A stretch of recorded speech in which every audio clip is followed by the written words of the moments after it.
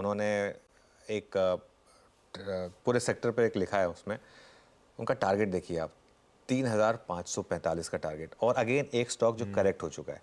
मैं क्या कहता हूँ हमेशा कि ऐसे स्टॉक्स जो अच्छी स्पेस में हो, जो करेक्ट हो गए हों, वो बहुत अच्छी अपॉर्चुनिटी देते हैं। कल थोड़ा चला है स्टॉक, तो कुछ हद तक शायद मार्केट को मालूम था कि कुछ पॉजिटिव आ रहा है, लेकिन ये स्टॉक में स्ट्रेंथ काफ़ी है। और अब जो जेफरीज कह रहा है कि जो जो इस समय जियोपॉलिटिकल कंडीशन चल रही है ना, डिफेंस आपका बहुत फेवर में रहने वाला है। और क्योंकि हमारा एक फोकस रहा है डिफेंस में, इंडिपेंडेंस का और मेक इन इंडिया का, वैसे तो काफ़ी सेक्टर्स में, लेकिन मेक इंडिया डिफेंस में हम क्लियरली प्राइम मिनिस्टर का फोकस रहा है कि डिफेंस जैसा सेक्टर जो है ना, वो प्योरली मेक इन इंडिया होना चाहिए, क्योंकि इतना ज़्यादा सेंसिटिव है वो।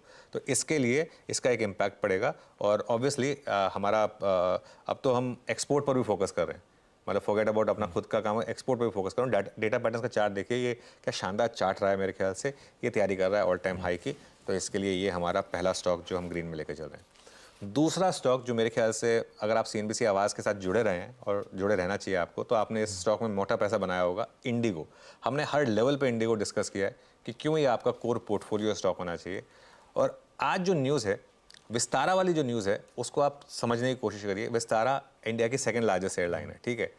और आप और हम भी कभी फ्लाई करते हैं तो दो ही ऑप्शन होते हैं, या तो इंडिगो या विस्तारा, ठीक है। अब विस्तारा ने कल क्या बोला है, उनके पायलट्स की कुछ टिफ चल रही है, तो उन्होंने अपनी कुछ फ्लाइटें बंद कर दी हैं, ठीक है।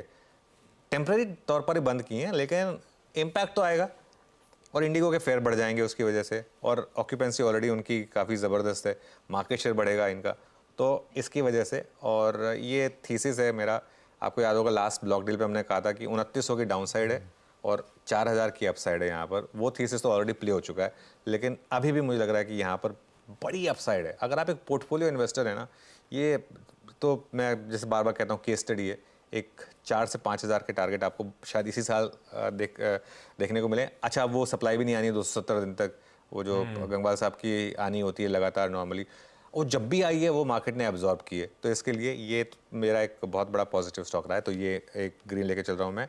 और एक और अपडेट आया है, आज सुबह सुबह अपडेट आया है, वो इरिडा का आया है। इरिडा का अपडेट जो है, शानदार लोन ग्रोथ है, 102% लोन सैंक्शन बढ़ा है, 14% डिसबर्समेंट बढ़ा है यहाँ पर Q4 में, और पूरे फाइनेंशियल ईयर का आप देखेंगे अगर तो डिसबर्समेंट 16% बढ़ा है। अब अगेन प्रॉब्लम क्या है ना, लेकिन ये 5% का सर्किट टू सर्किट वाला स्टॉक है, तो इसके लिए इसको ज़्यादा तवज्जो नहीं देंगे हम कंपेयर टू जो पहले दो हमने डिस्कस करे, डेटा पैटर्न्स और इंडिगो। बहुत बढ़िया। डेटा पैटर्न्स, इंटरग्लोब एविएशन और इरिडा, ये तीन है आज के बिग स्टॉक्स।